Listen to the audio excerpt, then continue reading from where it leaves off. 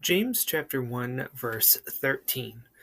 No one is to say when he is tempted, I am being tempted by God. For God cannot be tempted by evil, and he himself doesn't tempt anyone. James 1:13 from the NASB. The Greek word for tempted can also mean tested.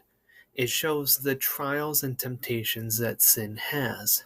A temptation is a common experience that all Christians will face, showing a universal struggle against sin. A temptation refers to a test of faith and helps us see opportunities for spiritual growth. God is holy and not a source of evil, so we cannot say that God is the source of our temptation.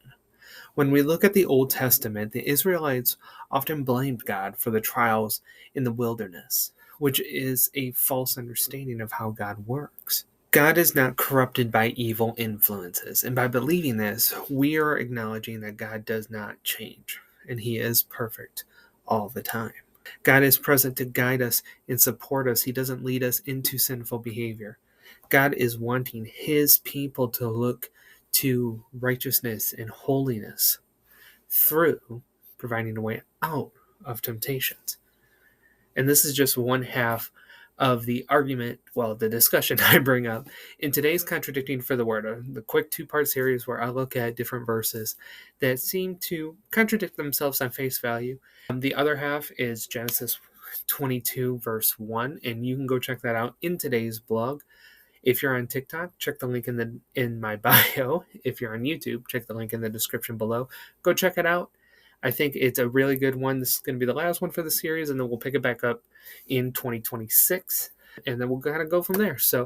But I hope you've really enjoyed it. This was actually a really fun series to watch, or to write. And then tomorrow I'll be back with our next weekly Psalm reading. I believe we're starting Psalm 11. And then go back to Who Am I again? We're almost done with that series. Part 19, I think, is coming out this week. Our 3 Manna for the Minds. And then we start a brand new series that'll take us through the rest of the year called Curious About Christmas. I'm going to look at different classic Christmas stories and stories about Jesus and see how we can break that down on a very simple level for all the people who are just curious what the Christian Christmas holiday is all about. So hopefully you'll check that out. I've been really excited to start this series, and it'll be out soon. So until next time, my friends, stay blessed.